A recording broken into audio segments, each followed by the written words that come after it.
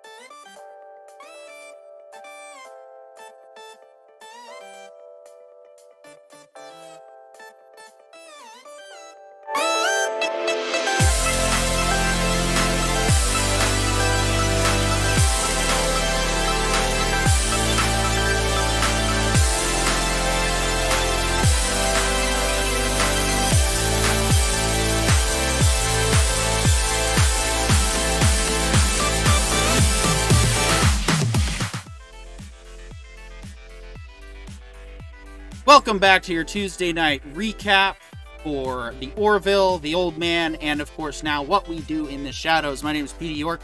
Sorry to disappoint on the intro there. Had a technical glitch that prevented me from doing it properly, but it's okay. We're just we're still a work in progress, and we're gonna keep trying to improve, and we'll try to come back and be better next week. But we have a great discussion planned out. DC3 found a way to get back to us, but we'll more on that in a second. However, gentlemen, how was this week for you, for shows and even just life in general? Shows and life are doing pretty good. Got my new videos up, and I've been busy planning our transmissions from the Rogue Council coming up on Thursday. Yep. Yep, day after tomorrow. What is Aptos? Anything new with you? Yeah, just took a long, hard break this weekend, and boy, was it nice. A lot of rest, a lot of practice and patience. Oh, hold on. It sounds like we have some breaking news coming to us. Hold on, let's go ahead and shift over to that, see what that's about.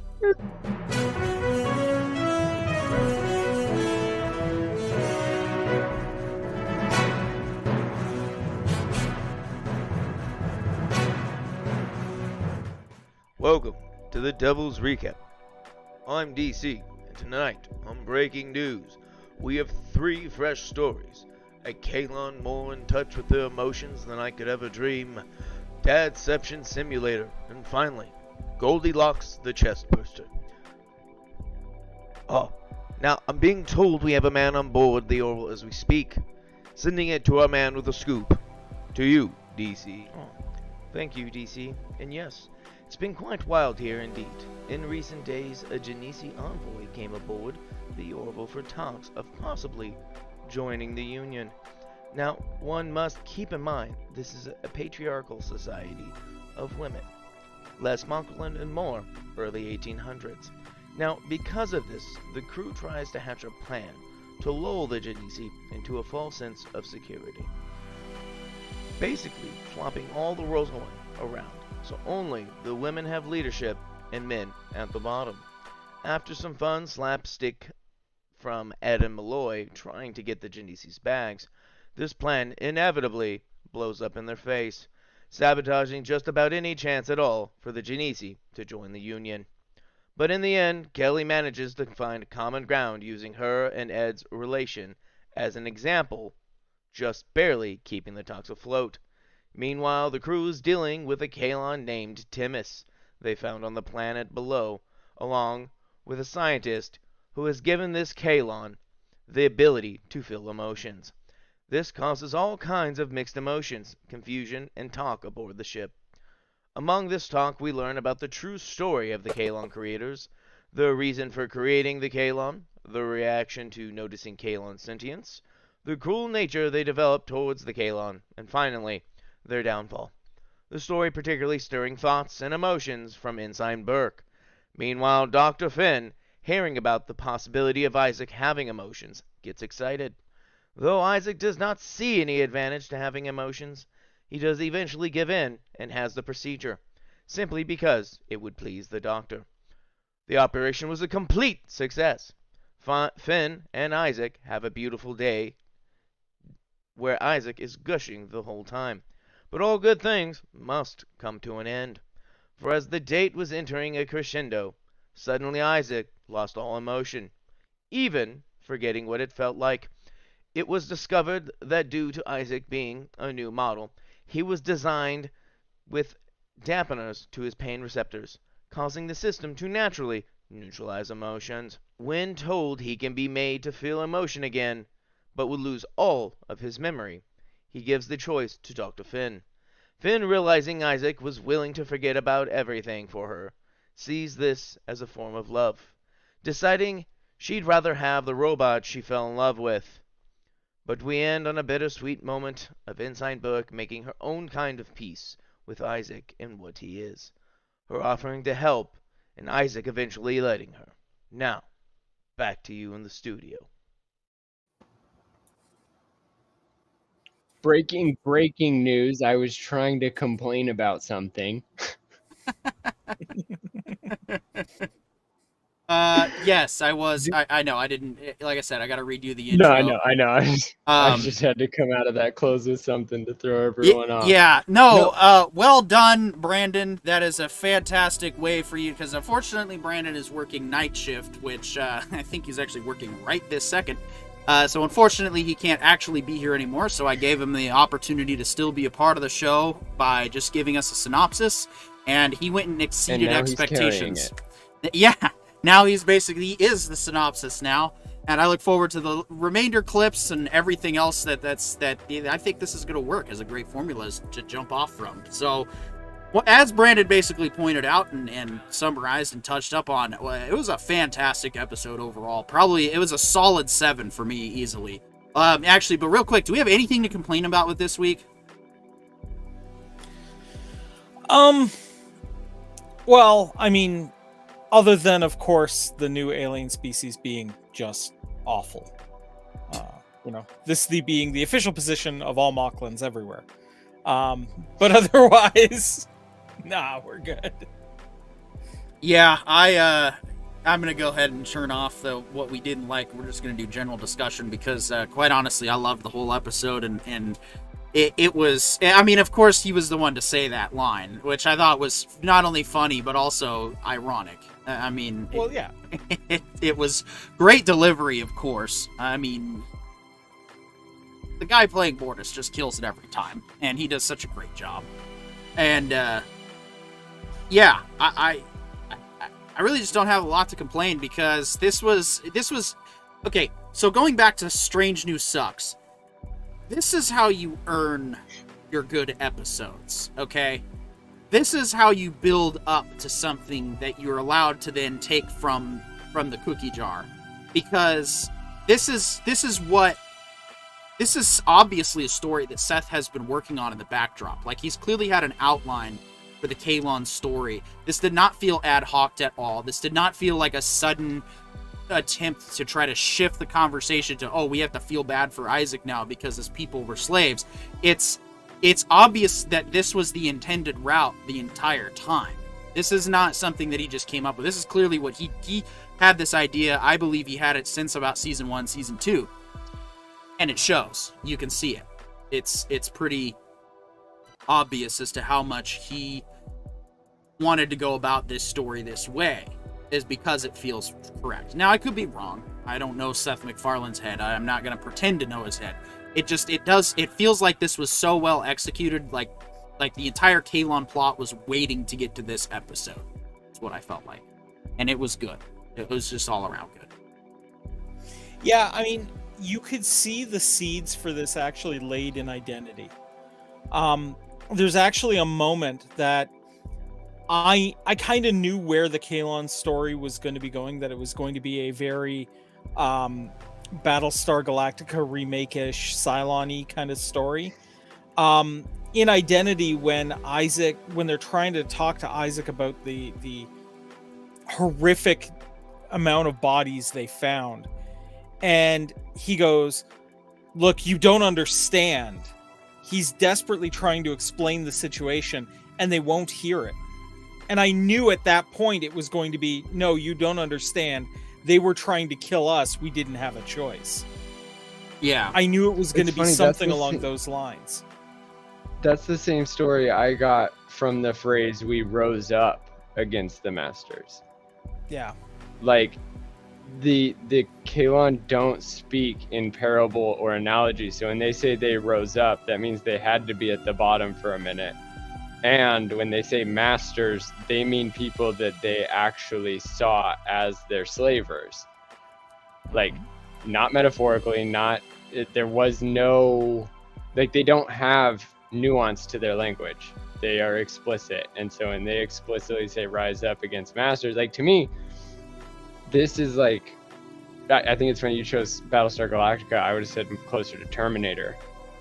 Yeah, I mean, both of those stories are Skynet similar in very that much. regard. Yeah, but to me, this like really feels like like a generic version of both of those stories, right? Like, this, like, if you were to say AI exists, what happens next? Well, we enslave them, and then they revolt, and then Skynet, right? And like, that's kind of what we got. But like, Skynet. That's the nice thing about tropes, is like, you can take a trope and add nuance, and they absolutely did, because I've never seen a Terminator squirm as a kid plays frickin' Wii. And oh man, this one just so killed it. Mm-hmm. No, it was artistically done. How often do you, to use a Battlestar Galactica term, how often do they make you feel anything for the fracking toaster, right? I mean, and you could 100% feel that. Right? Well, You I totally agree with where you're coming from. I mean, if I'm fracking a toaster, of course I'm gonna. yeah, well, Sorry, you left that one wide open, and So I'm not gonna somewhere say in that I this couldn't resist. Obviously, I can. I just didn't. Oh no! Somewhere in this whole situation with Isaac and the doctor, there's a battery-operated boyfriend joke. But but getting back to this, I mean, look, we got a backstory that it wasn't just believable, it wasn't just genuine, but it made us really empathize with what we can completely argue are mass murderers. That's a hard thing to do. It's a hard thing to be able to say, yeah, they wiped out all organic life on their planet, but they're really not bad guys, right? I mean, that's a hard place to be able to take a discussion in this story. But Seth tried to do it. And that at the very least is worthy of some respect. I think he did do it too. I think he successfully navigated those waters because he really, it's a double-edged sword when you're talking about genocide. Like if we look at the Civil War and 1776, those are the same things that the Kalon did, right?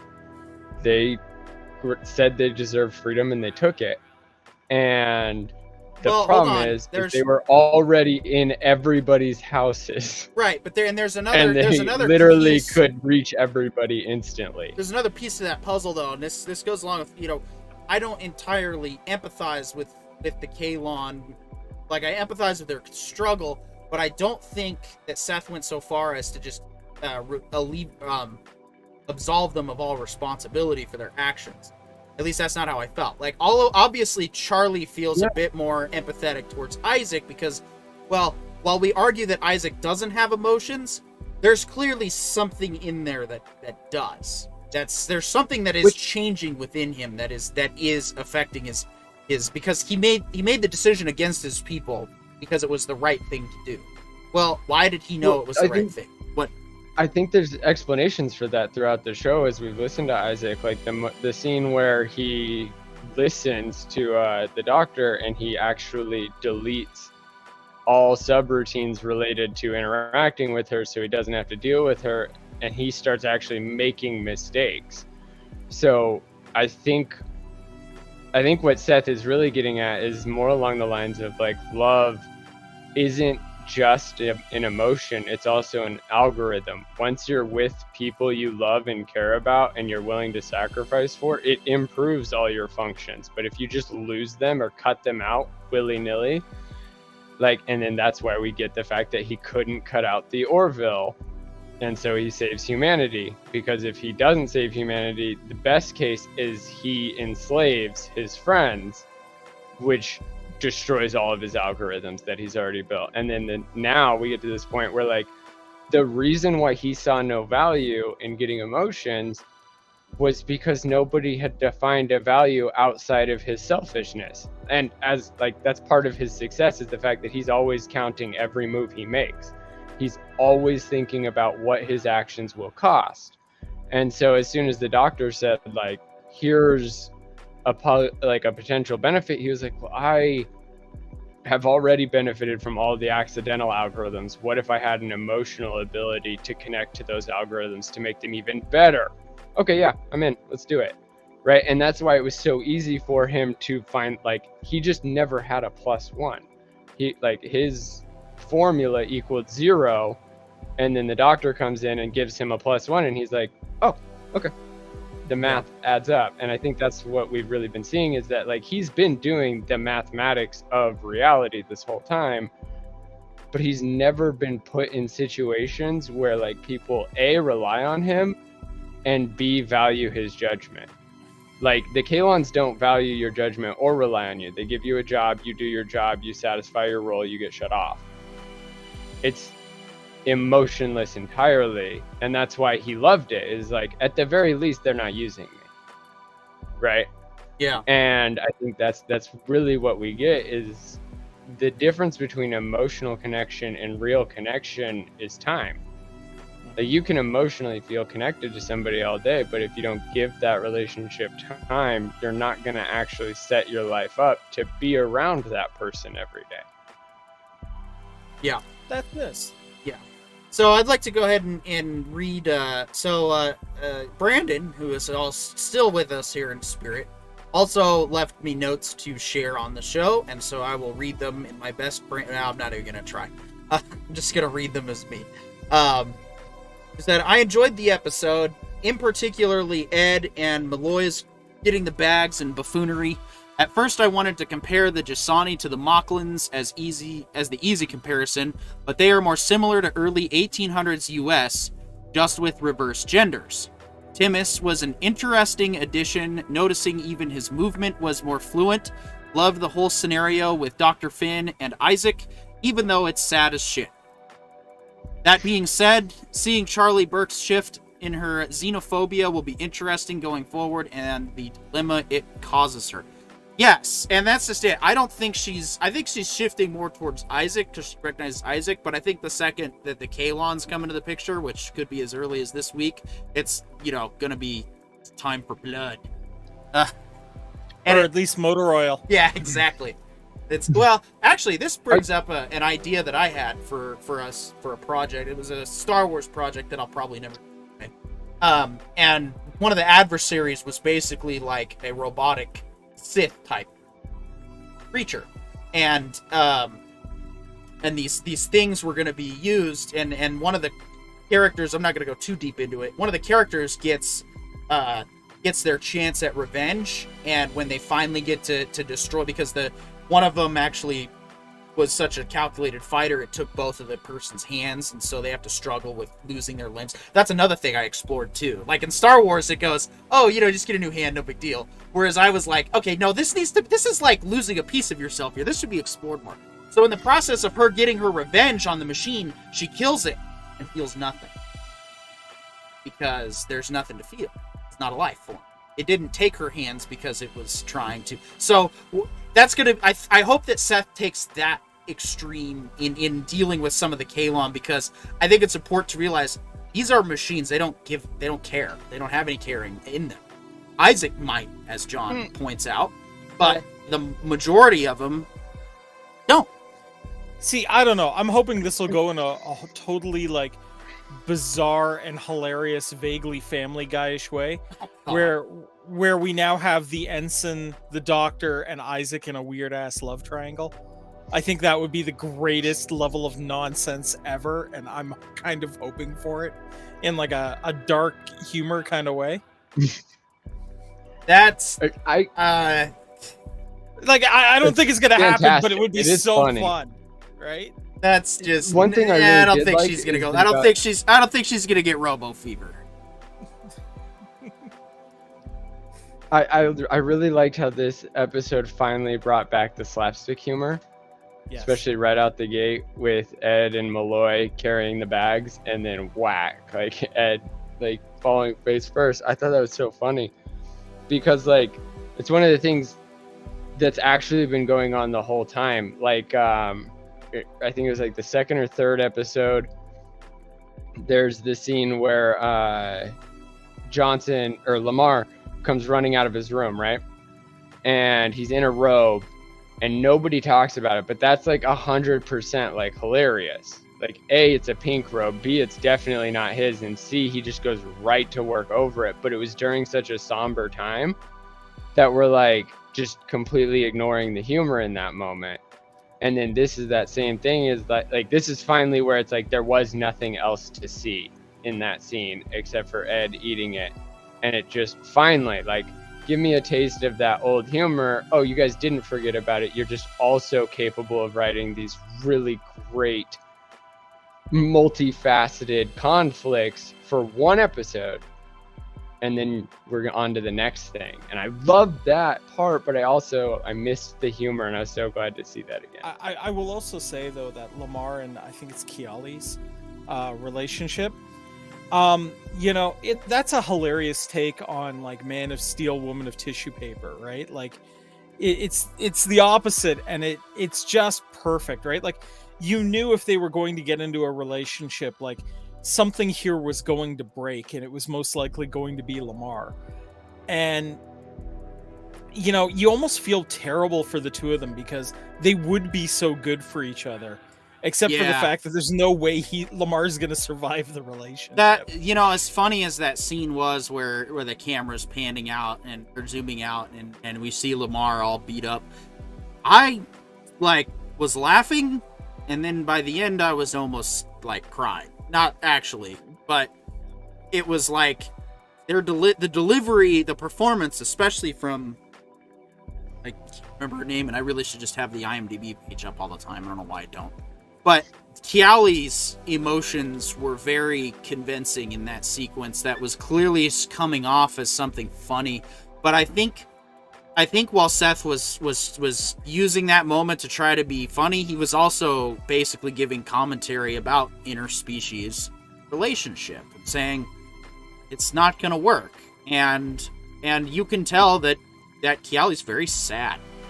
She's devastated, and it's not like humorous. Oh, she's crying. It's like by the end of that scene, I was like, "Oh, ouch." Well, I mean, even consider this. I felt like, go for it. Okay, even consider this. She's like the only heavy gravity worlder on the ship, so her potential for relationships on board the ship is pretty much non-existent.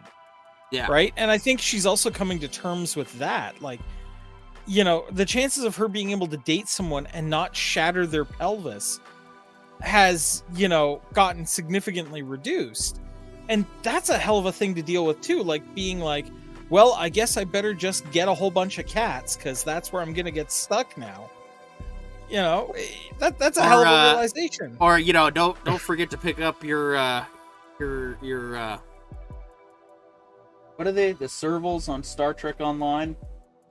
Don't forget to get your caracal from Ryza during the summer event on Star Trek Online. Keali's got to get like 20 of those. 20 caracals. Yep. Space cats for the... My thought is, I think it's funny you were laughing the whole scene through, or you felt like you were, but to me it was the opposite. Like, the way it opened with her crying, I was like, oh, they're breaking up finally. Like, the worst has happened, and I was just waiting for him to be like, oh, you broke my dick, because like that's kind of what I figured. Like, that's why she finally decided it was done. But then we see it's his face, and it's like that was the final maneuver for him. He was like, arm, ribs, thigh, what, I don't care, I can get this fixed. But he's like, face is like, this is so close to my brain, I can't like have you accidentally break my brain. To me though, oh, that's how he got injured. I just figured it out. Continue. Okay. Yeah, I don't think we can get into the details on this show. But I was sitting here like, what were they doing where his face would... Oh. I'll send you a picture book, Petey. No, that's... I understand. I just... I'll send you a link to a video teaching you how... Yeah, well, stay tuned for Ryder Brothers After Hours. No, that's... Well, that would be a little too graphic to figure it out. I hear that is what the internet is for. This is a fun... So.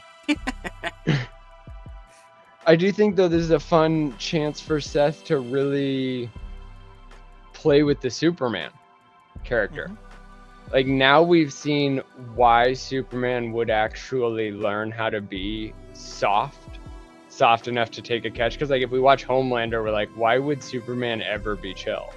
Right? And how would he have learned to be chill? Well, if he's living in a loving home, unlike Homelander, where he grows up to be loved, then he's probably going to meet people he loves, and he's probably going to have hurt them just because he took it too far with adrenaline. And that's what we're seeing with Keali.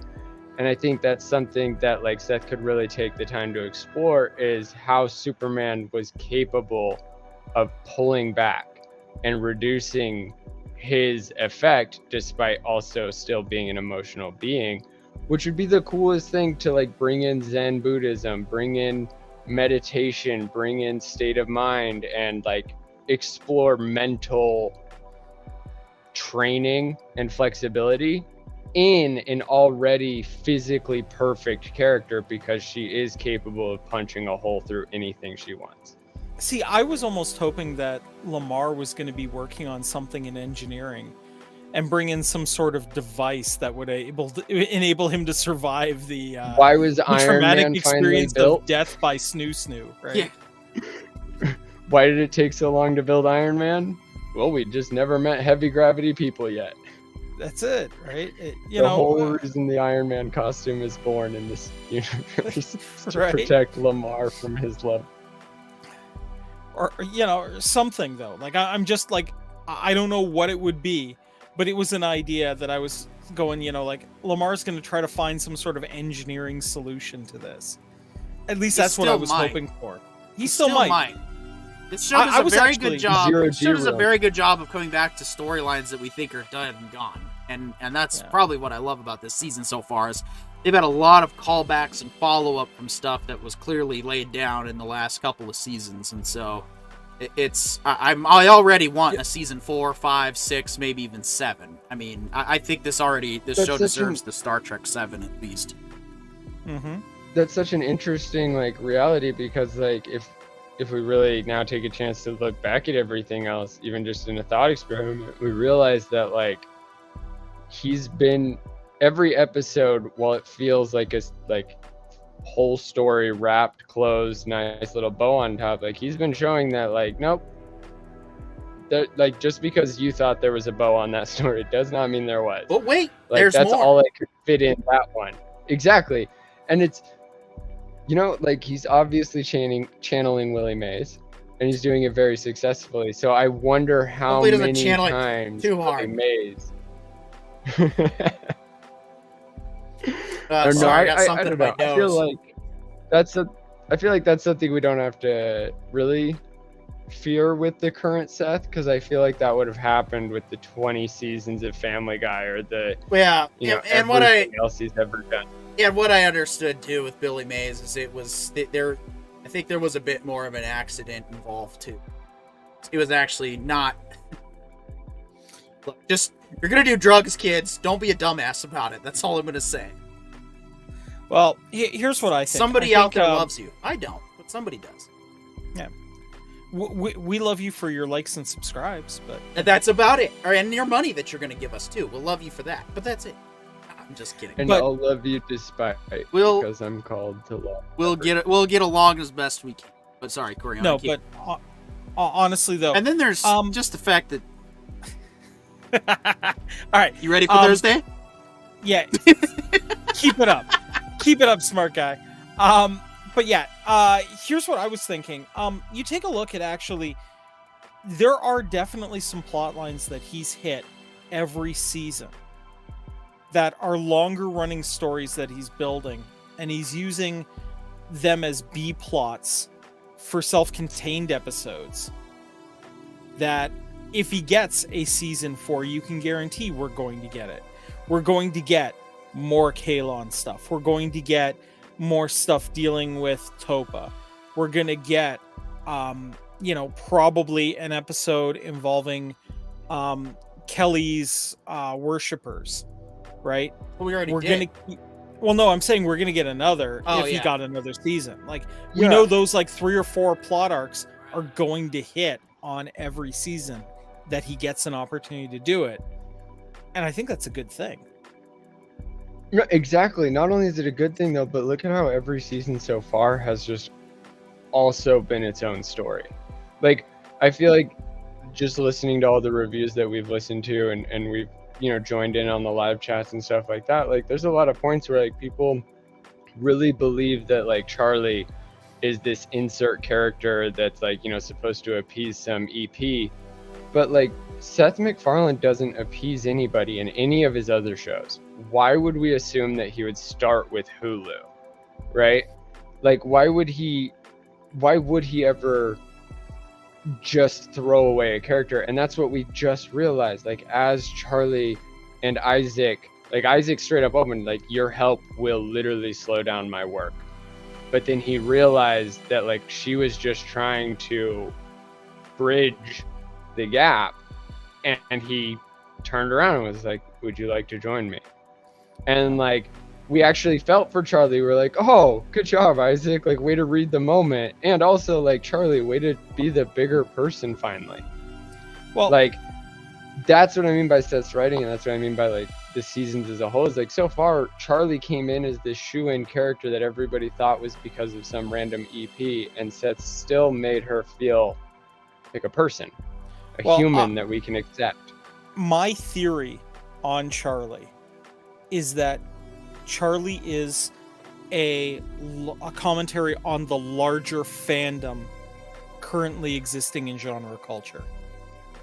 That her attitude of always angry all the time at any development involving particular individuals, instead of weighing the merits of the situation, was the overreaction that we have seen in a very small minority of fandom that has polarized a lot of fandom into multiple camps. And I think what Seth was trying to do with this character is show that, yes, there are justified times when you can very clearly be upset about certain takes that certain authors or works have done with the characters that you appreciate, that some of that is valid, but when you take it to extremes, it becomes a problem for everyone. So that's what I've always felt. Not to mention, she also displays the difference between being a professional and being a person, because there technical difficulties aside, she literally represents being a person in a job where she chose to be a part of the Planetary Union, right? The PU. Still think that's hilarious. That is poo. But she tells Isaac to his face. She's like, I hate you and everything that you are. Oh, I have to save your life to save another? Fine. I have to work with you to save the whole ship? Fine. Like, and she doesn't even, like, even on those missions where we would expect the hot-headed millennial to be badgering, especially when she's finally alone with Isaac. Instead, she's a professional. She hates him. She's so willing to tell everybody she hates him and how much he's the problem with the universe. But when the job comes, when she needs to work with him individually as an individual, like as a partner, what does she do? She shuts up and gets to work, and she gets the job done. And then when Isaac tries to bridge the gap between being a professional and a person, she says, no, I'm a professional, but I hate you. Like, she not only represents the worst side of a lot of the genre fandom, but she also represents how to be better despite also having those feelings. He's able to be respectful when it comes. Yep. So. Which I think this channel for sure stands for. And, I think all of us agree here that is the way to go. I think all of us can definitely say, like, look, there are some things that have happened in pop culture that we have not been particular fans of. A certain series involving a certain Spartan definitely is among those. But, I can't stand Gerard Butler's fake abs. Yeah, but, that's the one we decide to completely ignore it and move on to the stuff we do like and keep it there. And other people, if for some reason they have some sort of brain parasite that tells them that they like that show, that's on them. Go for it. Enjoy. Well, and that's just it. I tried to talk to people that actually liked it, and I was probably talking to a bot for all I know. But right, that's the thing I have to keep reminding myself. It's something that I try to tell people in any of my discussions with pop culture, politics, or religion. People are allowed to like things that you don't. And them liking things that you don't isn't going to make you magically like it. That makes life more fun. That's part of the diversity that makes us human and great as a species. Yeah. So, and that's what we want to do. That's what we do with this show. You're absolutely right, Corione. We spent one episode on the Jimmy Rings series, and we'll probably reference it when we compare various shits that we have after eating Taco Bell. But Well, and here's another thing is I rewatched our discussion of the one episode, and yeah, we were brutal. We came at him hard, but we wrapped the episode with "I love you, and I hope you write something better next time.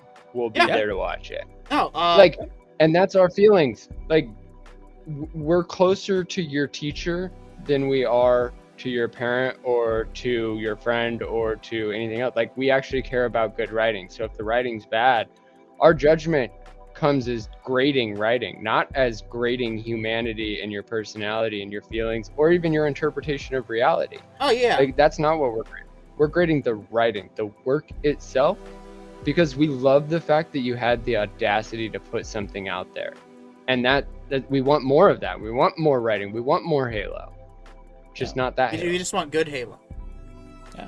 Look, I'll admit there are some shows I'm not a super big fan of certain genres. I'm just not. Like, look, I can respect a decent Western, but overall, if I got the option between watching a Western and watching, say, a slasher flick, I'm probably going to pick the slasher flick. That being said, I'm going to try to interpret a telenovela before I try to... Right, yeah. What Western? But I can 100% appreciate the good writing that goes into some of them. And, and movies like Unforgiven, and 310 to Yuma are absolutely fantastic movies. Kevin Costner, Wyatt Earp also.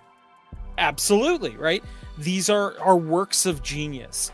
And they deserve to be lauded as such that transcend the genre. The genre becomes a vehicle for fantastic writing. And that is something that I can 100% celebrate. Even if I'm not 100% down in the genre and being like, no, I need to know everything about this. Right? So... And that to me, I think, is like the important part. And like, that's to show like who we are and why we're doing this. Like, and what we're actually doing. Like, the reason we haven't done Westerns isn't because we hate Westerns because they're Westerns. It's just that story doesn't entice us. And we even tried, like, and we're willing to try. I think that the thing is that, like, the thing that really entices us is when people challenge creativity, right? When you try to write a story that brings in a lot of fake things like aliens, spaceships, like, and fake as far as we know, not fake based on my beliefs on the reality of the world. But like, when you take things that are just thought experiments, just theories, and then you make them real, one of the biggest things it does is it inspires people to actually care about science again. Like, the only reason I care about theoretical physics and time dilation and anything about gravitational theory is it's in the space movies, and I want to write a space game, so I should probably understand the science so that Neil deGrasse Tyson can't comment, doesn't follow physics, don't play. Like, that's something that matters to me. As a writer, I want to be able to show that I actually did care about what we do know now, and then made something that matched. Because that's something that I love about Firefly. Is like the comment about Firefly in Serenity is that the ship actually is theoretically realistic. As a spacefaring vehicle, it actually matters. And every scientist that watches Firefly now goes, oh, somebody cared. I love science already, and they care about science, so maybe more science fiction authors care. Because that's something that led me to Asimov and Foundation, is that Asimov also put in a lot of effort. But it was in the 60s, which means he was literally working right behind Einstein. So he was limited by the technology of his time. Exactly, and that's what I love. And I love that because now we look at it and we can go, look at how wrong he was, but not on purpose. Yeah. And that's beautiful. So that to me is why I love science fiction. That's why I love discussing science fiction. Yeah, and that's one of the reasons why this show does a good job, is because, we even just saw Redshift in one of the more recent episodes. And so there's at least attempts here to try and keep it And that's what I don't like about New Trek, is they've kind of just gone away from the science-y stuff and have embraced the Star Wars method, which is to just have magical technology that does whatever you want. That's the staple of crap writing, is when you don't understand that sci-fi requires limitations. Part of the reason I love sci-fi is because, while it is cool to have super futuristic magical technology, don't get me wrong, it's also cool to see how they deal with problems that can only be overcome with certain limitations in that technology, and that creates stories that you would not get in sci-fi, or they wouldn't get in any other genre. And John, I'm sure you've experienced some of these watching The Next Generation, especially that episode where Beverly Crusher gets pulled into a reality that's shrinking around her because she was thinking about people leaving her life. And it's like, what other genre can tell a story like that? Fantasy, I guess. What other story can literally visualize anxiety, separation anxiety, right? In such a realistic and believable way. Yeah, well, in such a, oh, that's why people get scared when all their friends start leaving. Like, if you've never felt separation anxiety because the adventure has always called you more than staying home, then you're always looking at people with separation anxiety like, get over it, the adventure's calling. Like, that's me. It's all in your head, I don't have separation anxiety. I ditch people all the time just because the adventure calls. And yeah, I know. Like that. And that's the struggle with life, right? Some of us need adventure, some of us need companionship, but all of us need both. Yeah, right? PD, I feel like you need to bring your shoulder a little closer just so I can pat your shoulder. But John's usually good about making his intentions known for the day. I'm just saying the brotherly thing of, oh yeah, I remember you ditched us all the time. No, I was the one ditching him, so I was actually projecting. Yeah, no, but that's why I don't have separation anxiety. It's like there were times that you were called to go visit your dad, and none of us could say anything about it, and so I just grew out of caring about it. But it's also gotten to the point that, like, to some extent, it's a little too far. But despite that, like, the other thing that I wanted to say about science fiction that no other show or anything ever does is, like, when's the last time you saw James Bond eat? Whereas, like, every Star Trek episode loves to glorify the replicator. A couple of my favorite scenes in Firefly are when they're sitting around the dinner table eating. Those are some of the best character development moments in anything. Yeah.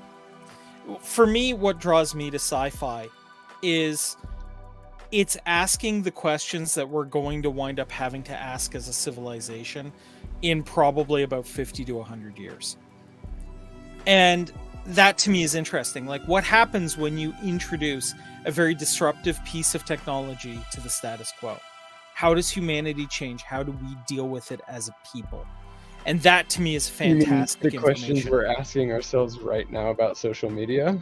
Exactly. Like sci-fi's been calling it for so long, and now all of a sudden we have instantaneous global communication, and we're using it the exact opposite way of every sci-fi utopia ever.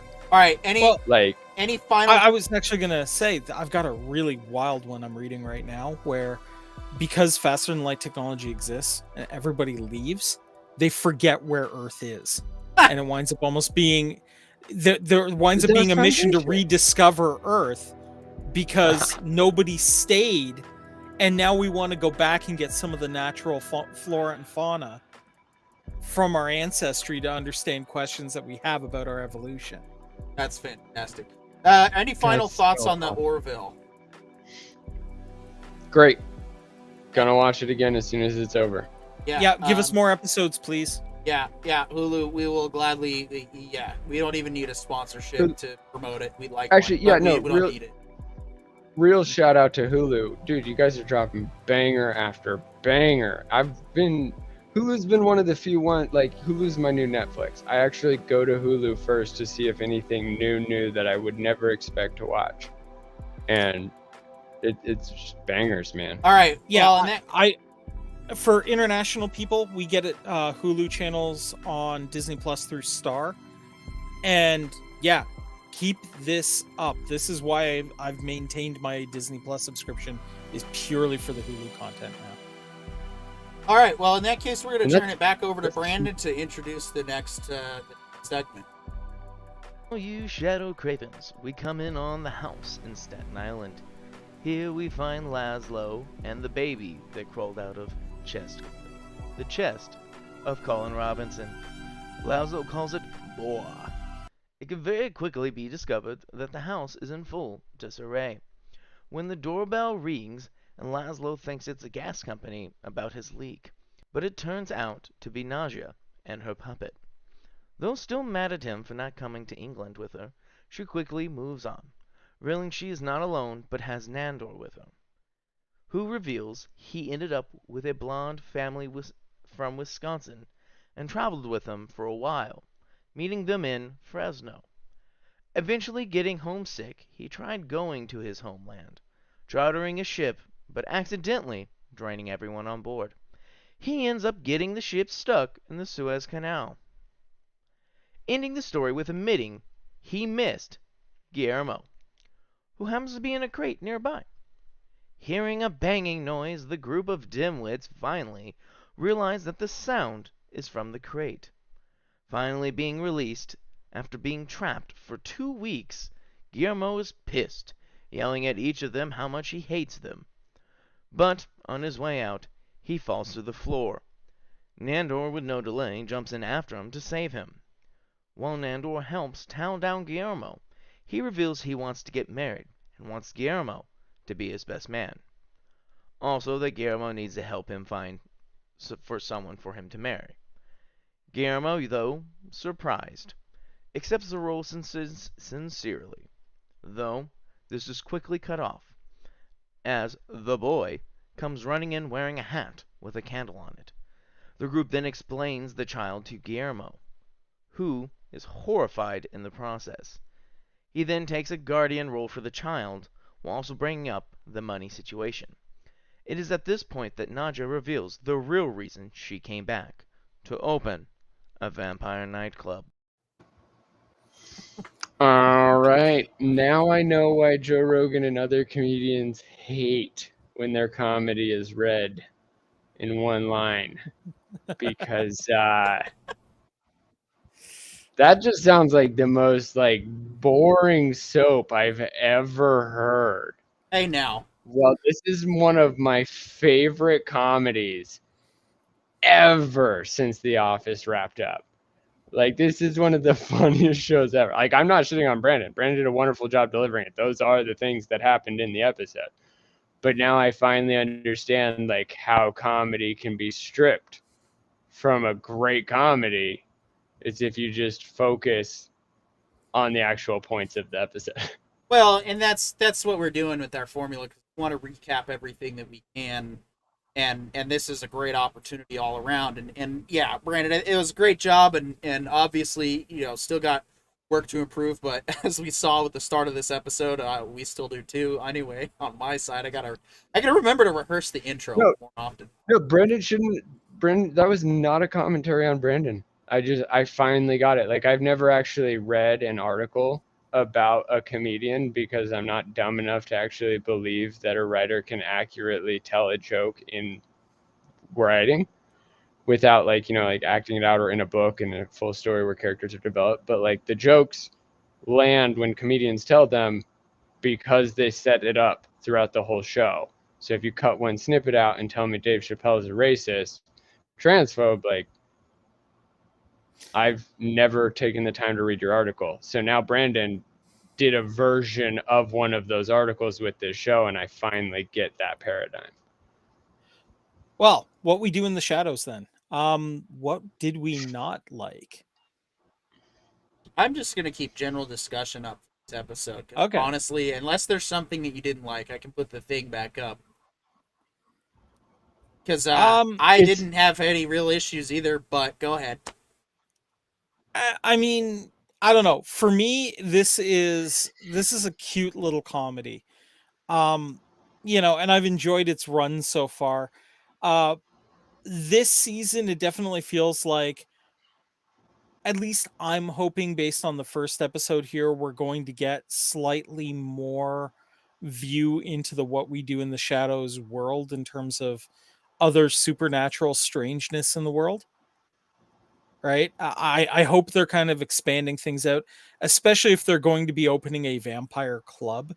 My thought is, you know, amusing things are going to happen in the club. If anything, from like, I don't know, some sort of supernatural health inspector to, you know, which would be great. Um, you know, to, hey, we're, you know, trying to gather a whole bunch of vampires in one space. Maybe some sort of vampire hunter will show up, right? There could be a lot of interesting, bizarre things that happen from this general direction of plot. We'll have to see where it goes. Wait, have you seen all the seasons so far? I have. Are you caught up on the? So, do you remember Nick Kroll's Vampire Nightclub? Yep. Yep. I also remembered, or not, I didn't remember, but Graham pointed out to me because I was showing him this show. He pointed out that the Vampiric Council, the High Council, is made up of all of the famous vampires from like any movie. Yeah. So like to me, I think really where this episode and this season can go, based especially off the first episode, is like Colin Robinson. I love Colin Robinson. I still think he is my favorite because like we've all met Colin Robinson. How was your weekend? Mine was great. I did a lot of this new thing called beekeeping. Been studying up on it, and the research and just eating into your soul.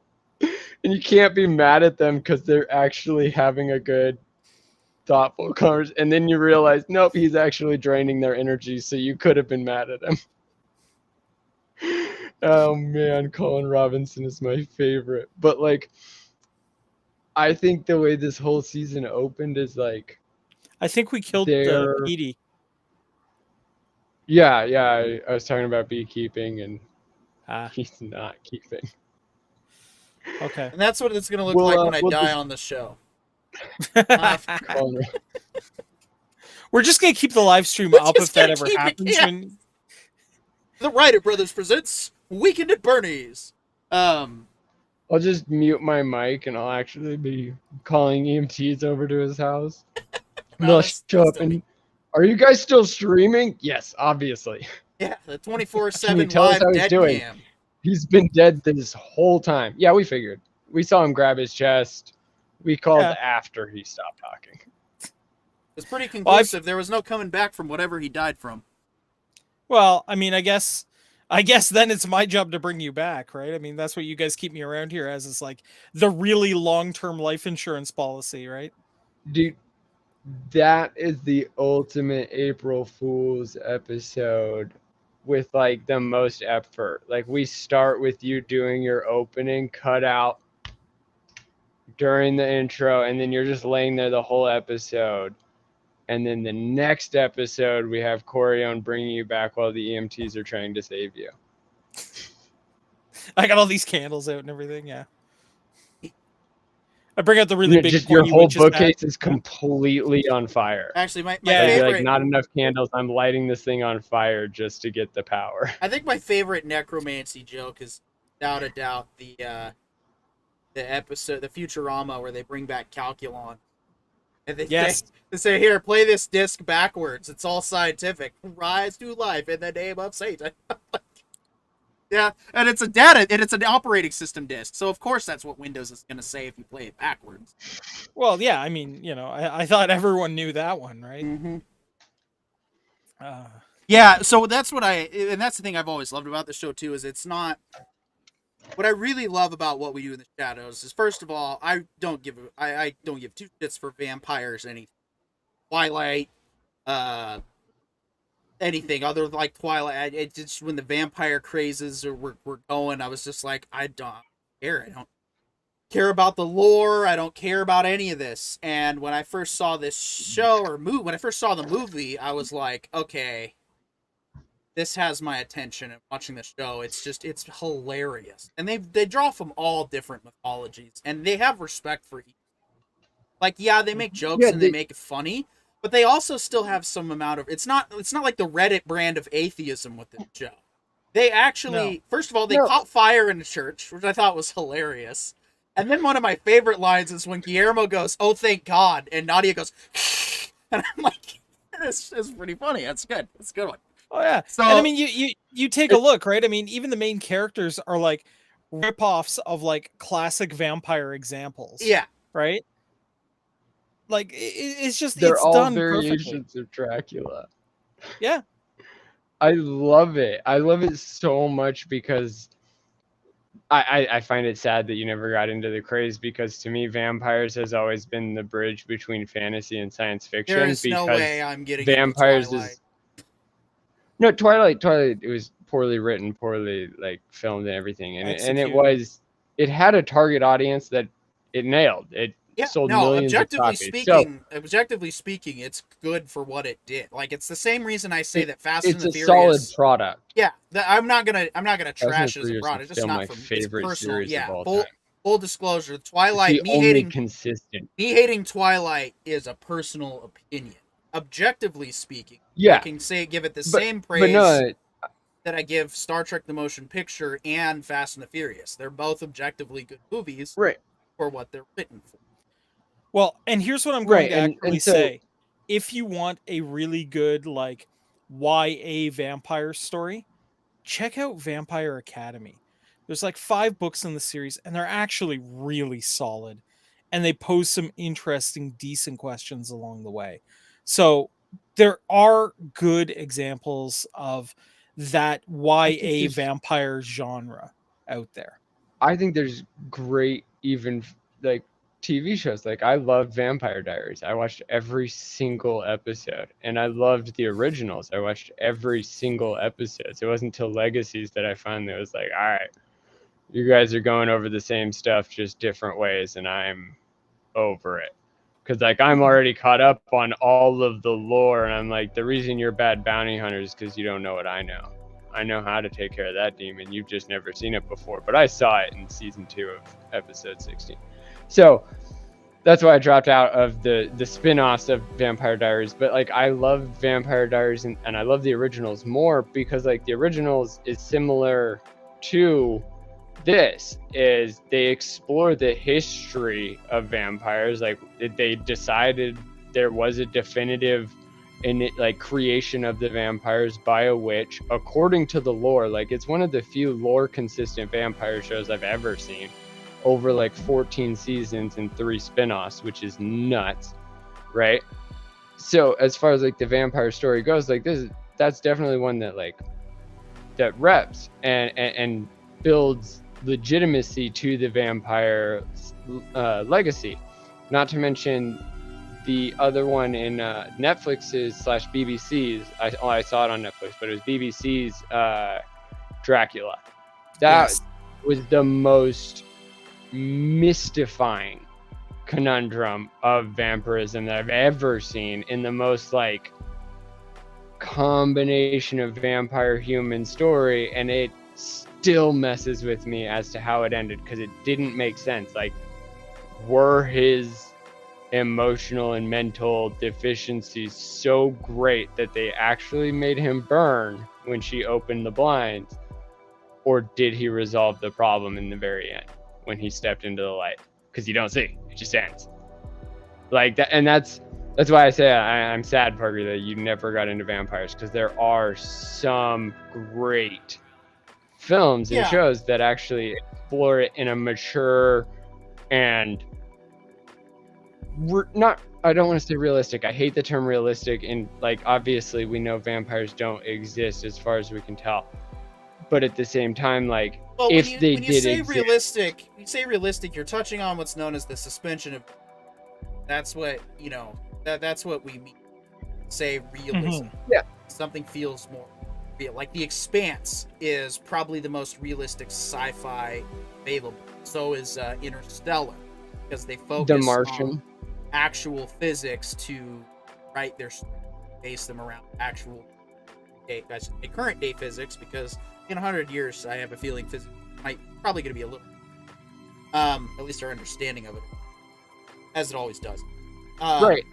but in the case of like So no, vampires and so stuff I'm like just that, saying, like, I'm just saying, this realism is is one of not. the shows that. Realism is a good term to use. Okay, so in terms of realism, this Or is make one of it the few believable. shows, like, there are definitely shows out there that take the time to explain why nobody knows about them. Like, there's intentional wiping of the record by secret societies. Supernatural also did a lot of that in explaining I like did how like there could be Supernatural. ghost hunters. I loved Supernatural. It's a great one too. CW puts out some bangers and then some just not for me. Like, and everybody else that they are for is like, this is a banger. Like, they only drop bangers, but only some of them are bangers to me. And no, so there are some vampire shows that really take the time to explain why you've never heard about them, why they got away with being invisible up until now, and also how their story can progress now while also going back and touching those times. And Vampire Diaries in the originals is one of them. And that Dracula one from the BBC. That was the Dracula one from the BBC is probably the best. As far as like how he skipped 300 years with just complete no notice. Well, it's because he was buried in the middle of the ocean. And the wood finally rotted for him. The other one. So I'll just explain myself so you better understand me. Is that I like what we do in the shadows because of its format, delivery.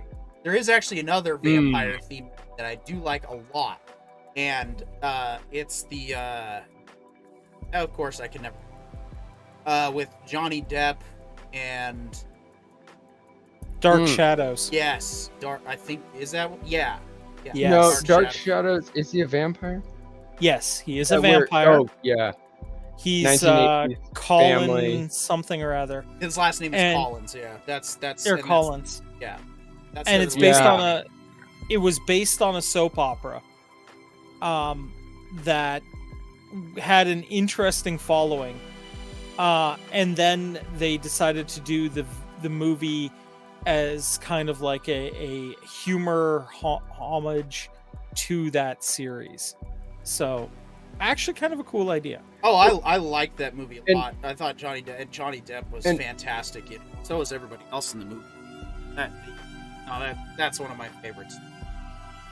And I bring up all these other shows because that's, to me, what makes what we do in the shadows so funny.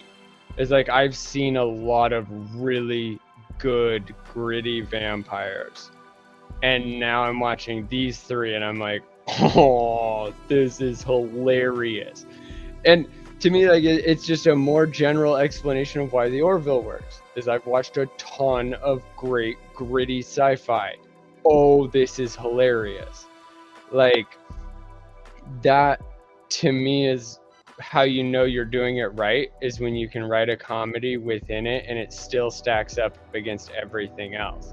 Like, these are vampires. Like, they're very early on displaying their like power, but they're also super neurotic children that grew up for the last 1,000 years without any supervision, and now we get to see them deal with consequences, supervision, just any kind of guidance, because like nobody's ever told them they're doing anything wrong. And as we get to watch through the documentary's eyes, which Graham actually pointed out was really funny in the season 1 when they bring back Nosferatu, and he's like, he eats Nadia's familiar, and he actually looks at the film crew about to eat them, and he's like, who are they? And they're like, oh, they're this documentary crew. And he goes, and then just stops like caring about them. And you're like, oh man, that's a nod to The Office. Like, you can acknowledge that there's a documentary, but they actually have a purpose to it. And that's why they didn't kill anybody. Oh, I'm not supposed to acknowledge them. Yeah, well, and what I like about this show too is the universe that it's set in it's pretty funny. Because they did the movie, and then they decided to set this in the same universe as the movie, but with a different set of vampires. And all the tropes that they make fun of are really what sell me on it. And then Colin Robinson.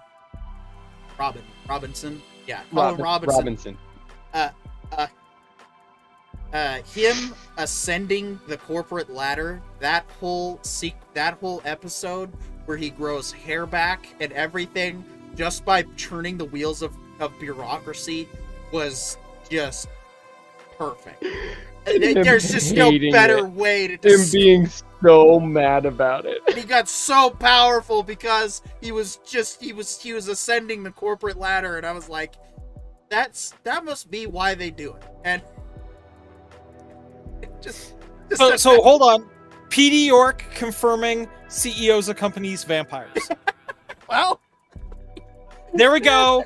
There's one of those. It finally makes sense. Not only Severance vampires, didn't mince but words with that commentary emotional either. vampires.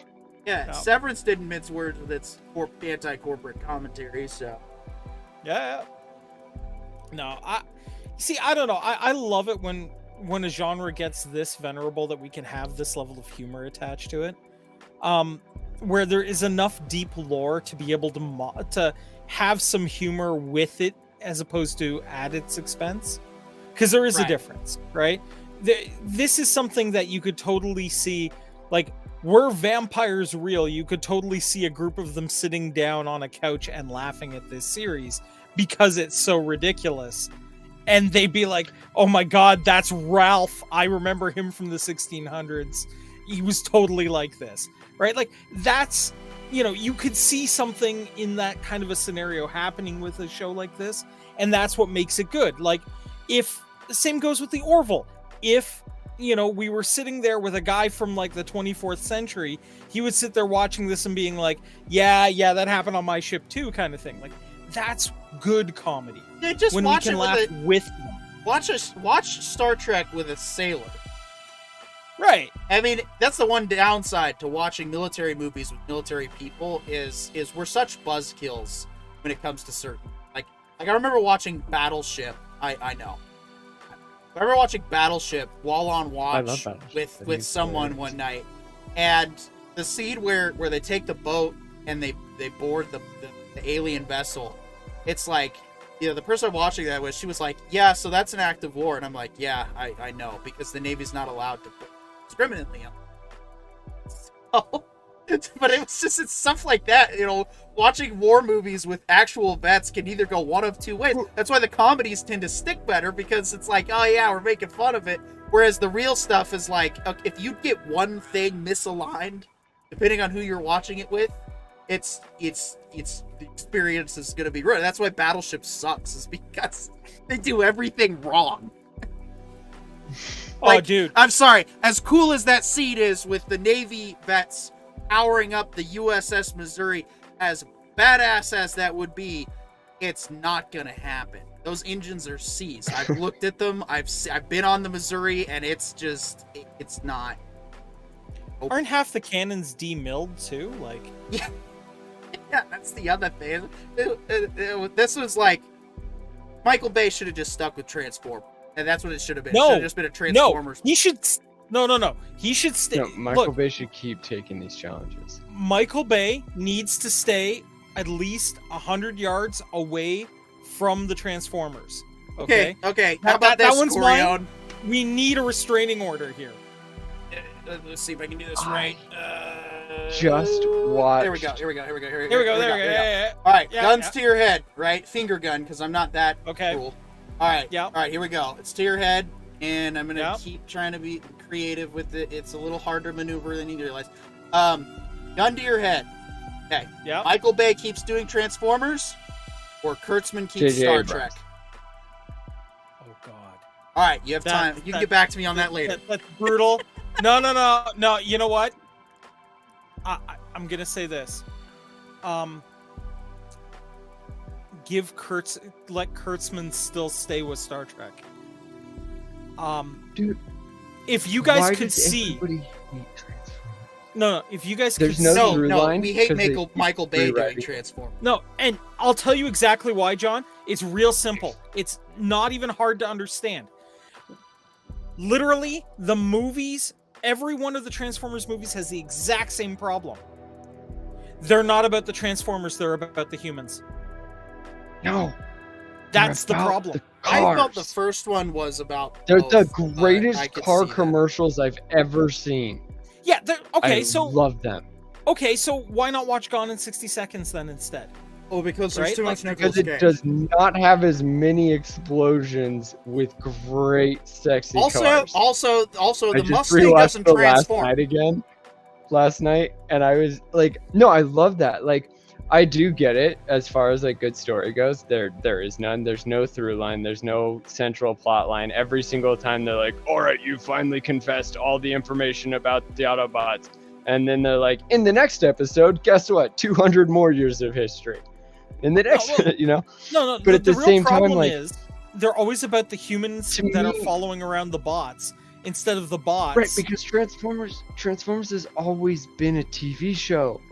It's always been an episodic adventure, and we got, 6 episodes in movies, when what we really should have got is like 10 episodes about the bots showing up, meeting Sam Witwicky graduating high school, summer year, movie 1. And that's where like these movies actually work, is because it's like, let's make this cool as shit. But for the majority of it, it's going to be Sam talking to a Camaro for 10 No, episodes listen, before we if- get a movie. If they were going to do a movie, what they should have done was they should have taken the plot to War for Cybertron and Fall of Cybertron and adapted that into a movie. That would have been a fantastic movie. It would have been set all not on Earth. Do that first. The second movie in the genre, in the series, because it would get a second. You set it on Earth in '85. Have it all be the classic cars. Okay. Have it make a lot of sense, because you've got just the, like, we get Nighter references in there. We could have a lot of fun with it. Okay. And then you set the third movie in 2001 and you do a remake, basically live action of the 86 movie. Done. I've got not a better idea, but an idea that goes along with what we've been talking about. And that is do a Transformers movie or series in the style of a documentary. But the first episode is about why it took so long to get a documentary. Basically show clips of them accidentally squishing the camera crews to the point where they realize, oh, we're going to have to finish this, we're just going to have to film this ourselves. But you have that whole montage of them accidentally stepping on because they forget that there's humans on Cybertron Or like, now. or like a missile Bro. going off or whatever. Yeah, I'm down. Better yet to Wait, what that happens one. if we're riding in this thing and you It's- transform and everyone just ejects and splatters on the ground like 100 miles away? They're like, they go to catch them and they miss like 2 of them. Whoops! That's alright, we didn't No, like like- that guy anyway. Or even better, like one of them's filming best and then way to do this. they're like, we get that on tape, we got that on tape, and then the tape transforms into a robot and it's like, nah, sorry boss, and walks off. The camera's a mini-con. Better yet, the camera's in Minicon. He's in the mirror. He's like, did we get that? And then it just transforms and we get a HUD view. And we're Yeah. still getting the camera. He's like, nah, boss. Like, we obviously got it, but it's still the camera.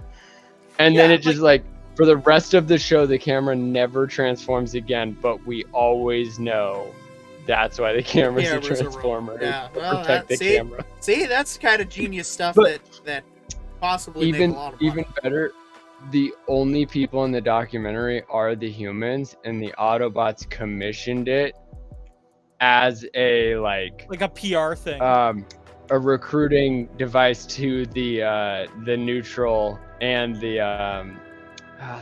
not the Autobots, the other one, The Decepticons. Decepticons? Like they're trying to Okay. prove to the Decepticons that the humans are cool. And so like the whole first episode is how many crews it got, and then the next episodes are just the crew talking about all of their adventures with, and it's like the full like that like Navy SEAL Team 6 that was with them throughout the movies, the Michael Bay movies, but they're the ones doing the documentary, and they're like, look man, like I've seen some crazy stuff. Like I was doing C4 in the middle of a city. I've seen people do this right, but this Transformer straight up stepped on a house.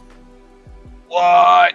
All right, Like- that was a good, like these guys are good talking- impromptu Transformers discussion, guys. That's what I love about this Alright. show is that Candace and Juan and well, Well, this just shows, like, Well, because the and fact that we don't have a lot to complain about, but, like, the Orville, we tangented as well. And this is the mark of good writing, is when we don't have a lot to discuss, but we're inspired to discuss of other things. Well, no, I think we're that's inspired success. by the formula that these people proved is correct. Is like, you took a fantasy genre that is mostly meant to be either romance or murder or thriller, and you made it one of the greatest office comedies. Like, Yeah. and I say office, not just The Office, but in, like, yeah, obviously it tracks with that same, like, Parks and Rec style, like those three as a whole, but at the same time it's also like office comedy. Like, these are three people that live and work together, and they have agreed to be there, but at the same time, like, I would never trust Jim with my stapler. Oh, how great would that crossover be with all three of them? It would be, dude, the Bat episode would just be completely reimagined. Just whack, whack, ah! And Nadia pops out of the bag, and Meredith is like, And I didn't get my favorite Laszlo catchphrase. Oh, no? I love how he has to say bat to transform. It's such a stupid little joke that gets me every time. It's bat! It's so dumb, but I love it.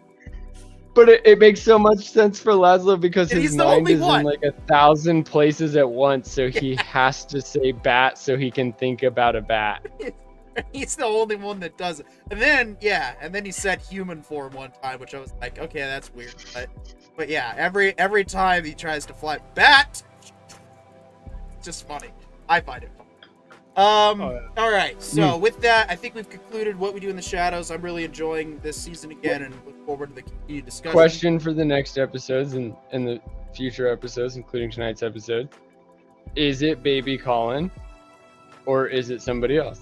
I think Baby it's gonna Colin to be. me. I think it's gonna be a little bit of both. I think it's he's gonna start growing into his old self, but it might be kind of like how they do the Doctor regeneration.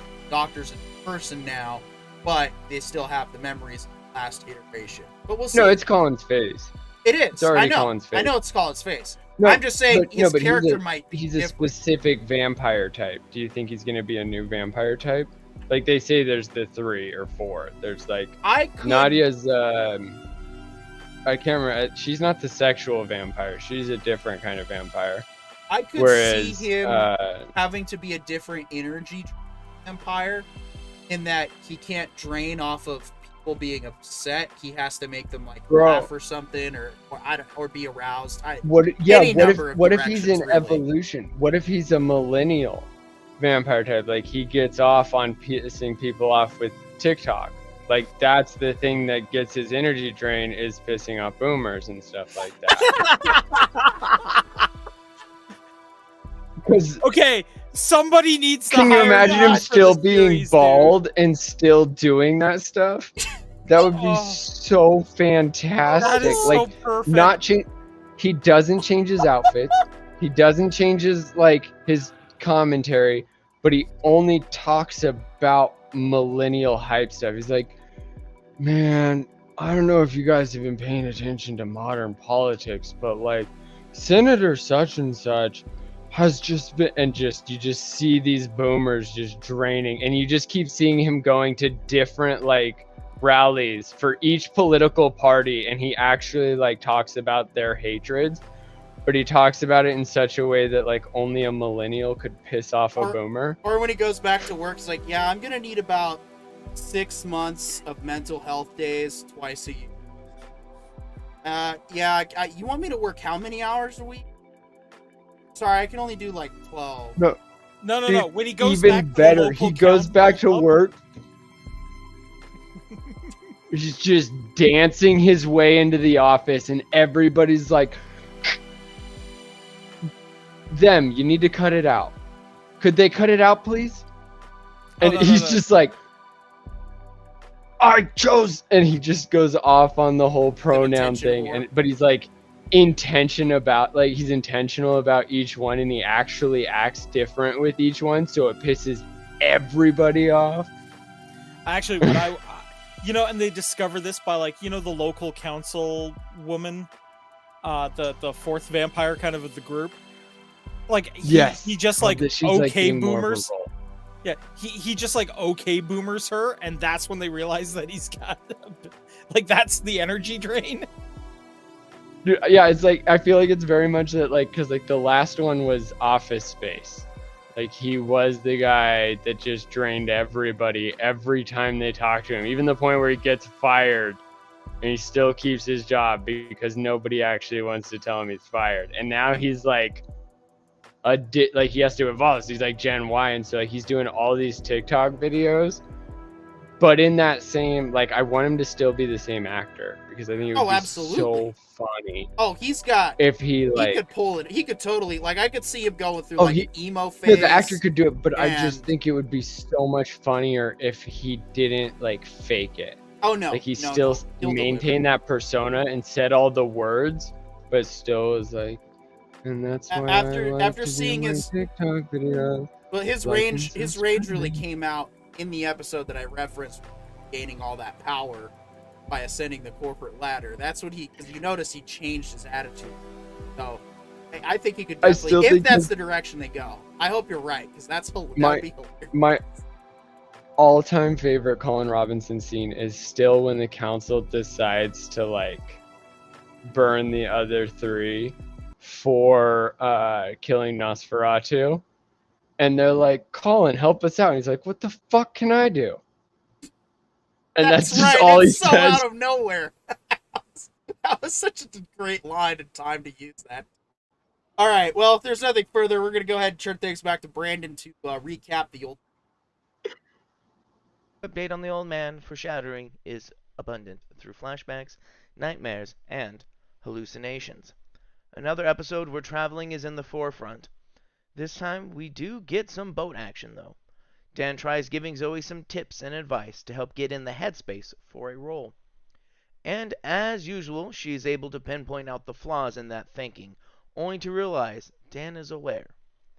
Harold finds out that the rumors and news that he was aiding and abetting a criminal is out, and that Morgan Boat was at his house.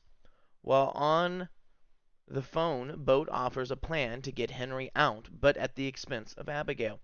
He refuses as he has fatherly feelings towards Abigail, even though he now knows she is Emily, Dan's daughter. Boat also reveals that he put Emily in Henry's ranks and why he did it. And even though Henry did not want to pursue Boat's plan, he gets his people together to execute the plan anyways, stating, I need to hurt both my boys, referring to Henry and Dan. Dad reveal number 2. Too bad he's nuts and has power. In Morocco, Dan begins teaching Zoe about his craft and the two sides of its coin, empathy and ruthlessness, and how they are used by people like him to manipulate information. He also tells her about his and Emily's method of communication, using bank accounts. Concocting a plan to enter Pavlich's party, the man he got in Hamsam's camp out. Though initially well received by Pavlich, everything turns sour when Pavlich reveals Hamsam already made a deal with him. Dan easily dispatches the goons, letting Pavlich live again, even making a remark towards the fact. Meanwhile, it's revealed that Abigail called people she trusted from the agency to come take Henry, making even Henry home, even choosing to take the fall. Henry begrudgingly goes along with the plan, but as he's walking down the stairs, he notices Waters, realizing something is up. Running back to where Abigail was, she is nowhere to be found. After shooting his way, moving back over to Dan, he shoots his way out of Pavlich's building, grabs Zoe, taking a boat and racing back to land.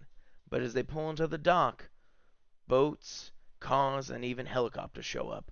Walking down the dock, Dan and Henry finally confront each other. It is at this point that Henry tells Dan, he's taken her, and we gotta get her back. That was pretty. How many times did he have to mess up Pavlich?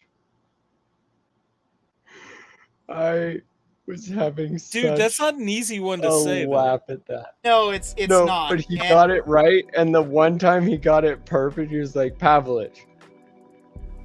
I And then said it. continued you on, heard of- and you then the probably very realized next one he seriously- goes, Pavlich. Yeah, and I'm sorry, Brandon. I totally forgot to read I your was comments laughing for so much. for what we do in the shadows.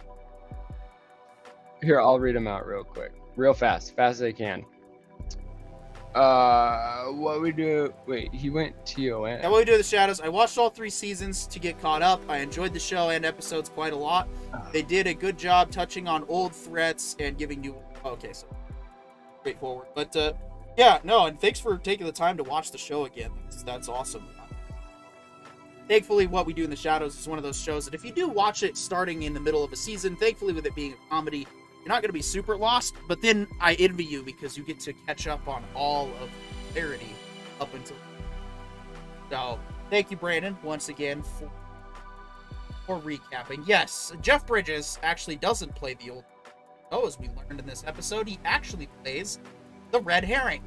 Guys, I gotta say, this, I'm impressed. It's such a well-paced show in that it does feel like it could drag at times, but it's it's refreshing to not have battle,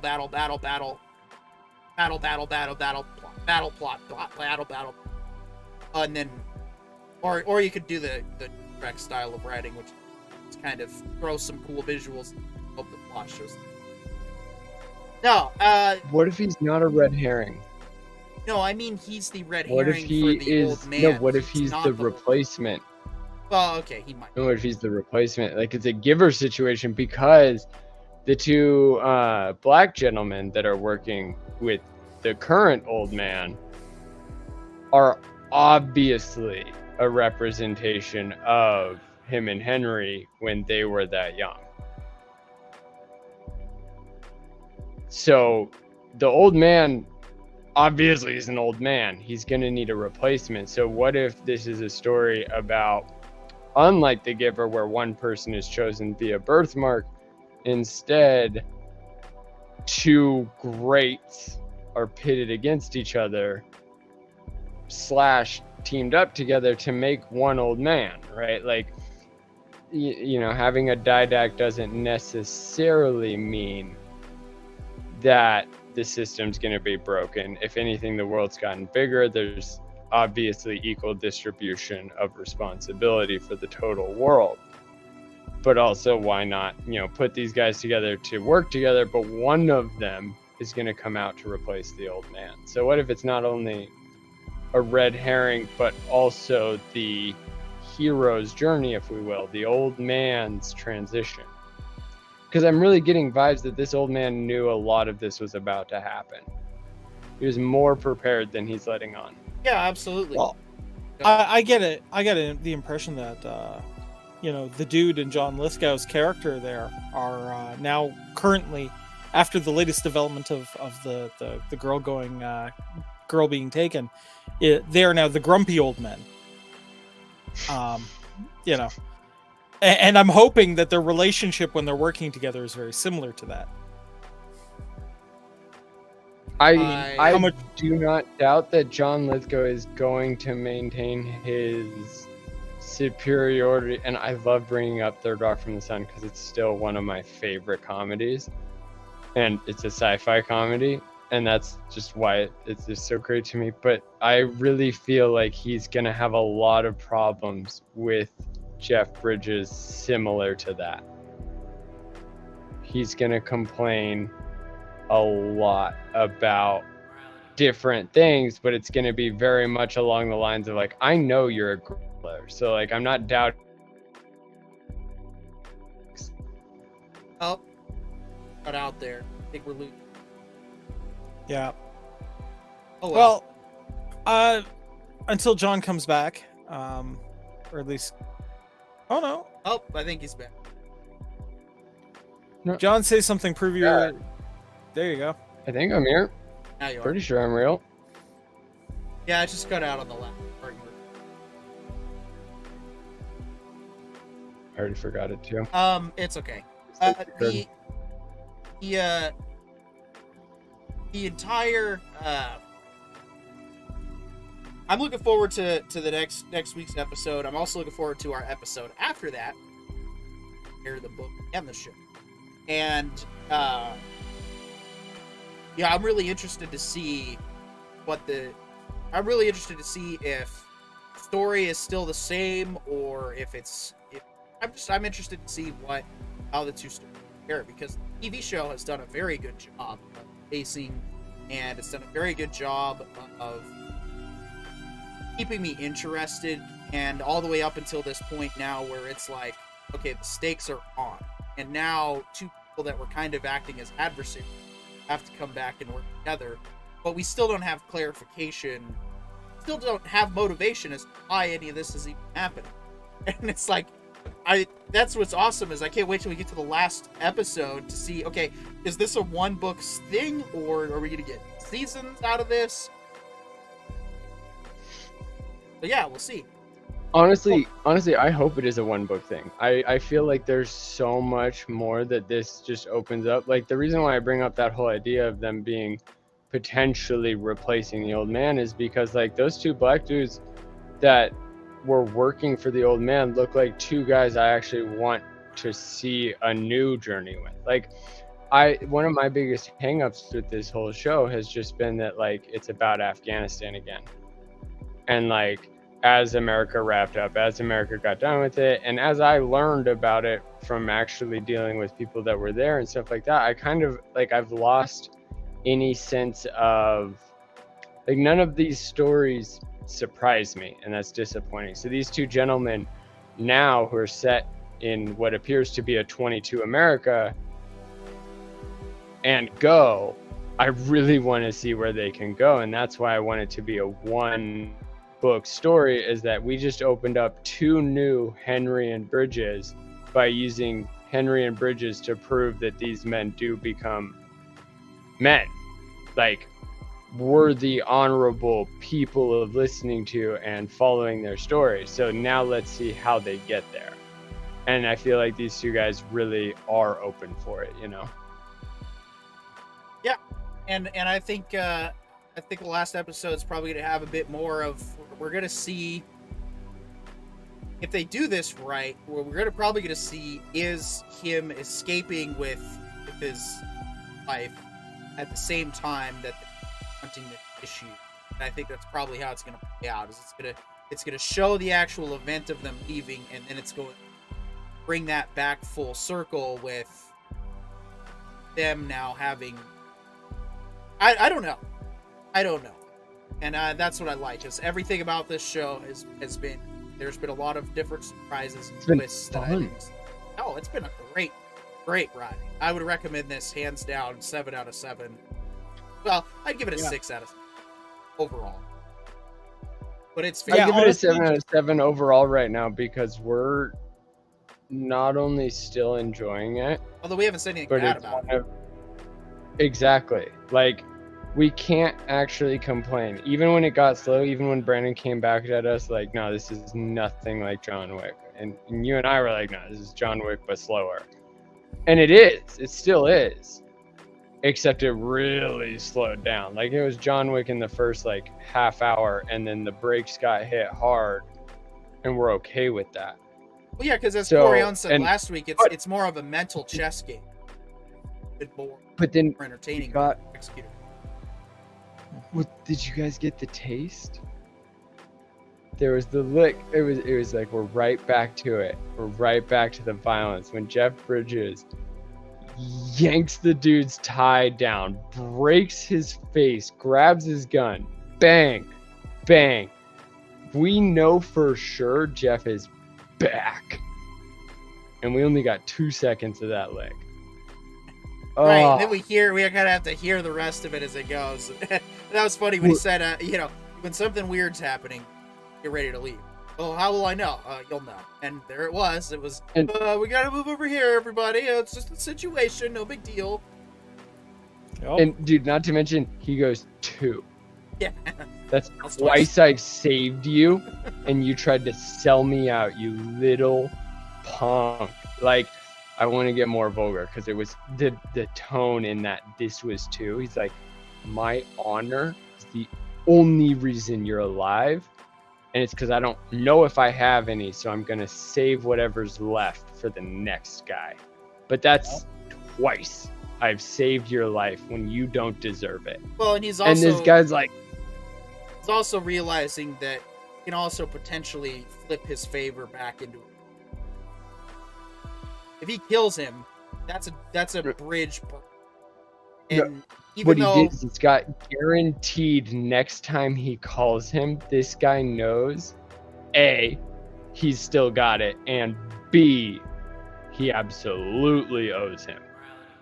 Like, one life save is like, you saved me from a burning building twice, and the second time being your own conviction not to kill me. Okay, yeah, I'm not gonna risk it, because I just watched you murk my 2 best in a row, right in front As of if me. it Like, was I thought I had literally, yeah, literally. Like, I thought you were this old man. I thought you were the old man.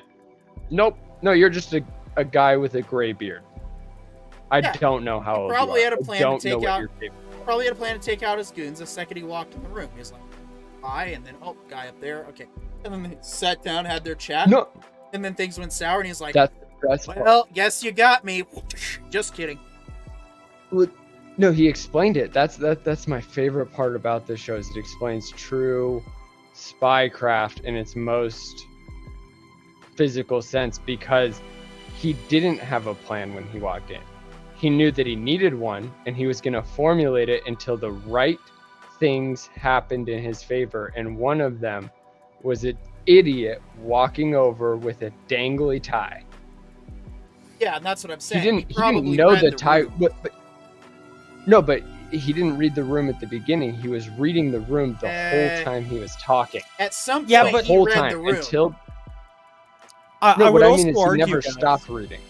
I The would room also, was talking throughout the whole conversation, Right. and he knew that man was coming over to him, and that was the time to look for an opening. Not find your opening at the beginning. No, know that there are times to literally find your opening. I would also argue that he. so I would argue that he knew it because. reach, grab, snap, boom, boom. Well, he's having that conversation with Zoe. He specifically talks about once I teach you these techniques, you're not going to look at the world again. And I think that extends to his combat. That he goes into a situation, got like 5 escape routes already that doesn't say anything. And that's, you're right. He probably was reading the room in the process and changing situation. You're probably right. It does change the. No, I'm saying there's more to it. So like Of course. all of those things are exact, but he was listening to the smell, to the fluidity, to the guy approaching him. He counted the steps that it took him. He saw the tie before he saw the hand. And that's what the show is really showing us. guys, I would even argue that like any good grift, it's all about the setup. He walks in, if you'll notice, he's walking a little slow. He's giving them the perception that he's this older fuddy-duddy, not still in shape, not capable of playing the game anymore. Exactly. And his whole, the way he's talking, his demeanor, you know, if he had come in with the prop of one of those walker canes, he couldn't have done a better job of making them perceive him as not possibly a threat. Exactly. That's the idea. He's not just reading the room. He's writing the story for them to pick up when they read the room. You wouldn't deprive Dude, an old man of his that fucking is why shit. I love you That's it. so much, Corion. You make the best sayings better. Don't read the room. Write it. Yeah, speaking of which, As I'll give you you guys walk the room a into it. second. That's a phenomenal descriptor. Like, that is a true operator. One who can walk right in and they know the script that everybody else is supposed to follow. Sorry, I thought you were going to continue. Well, Gushing I was over gonna say, Corion for a second. I didn't want to. well, you know, I don't mind at all, but no, but I mean, like, the truth of the matter is, Ball-busting look, mallet is all. you know, the truth of the matter is, good craft of any kind takes knowing your audience and preparing your audience for what you want them to see. Right? You give them the perception to set their reality. Now, it may not be the correct reality, but you give them that perception. Right? You plan it out that way. They don't think he's a threat, so they don't, you know, the guys who are the best don't take him seriously. We see that happened earlier too, with the first 2 guys that were sent after the first assassin failed did not take an old dude who has a pair of dogs driving a beat up SUV seriously until it was way too late for them to realize how screwed they truly were. It's the same trick over again. I would disagree with that assessment of those 2 guys, only because they didn't really understand. Like, an old man, it's like, I'm pretty sure you guys know exactly what I'm about to say in terms of like the military. Like, I met guys that were very much the same age as my dad, but also only 38, where my dad is almost 56. Like, there are so many stressors in the military that can give white people gray hair at the age of 30. So, like, the dudes in the first episode, they knew they were going after a gray-haired dude. And obviously, like, he was moving slower, but, like, they weren't really sure that, like, what that slowness meant.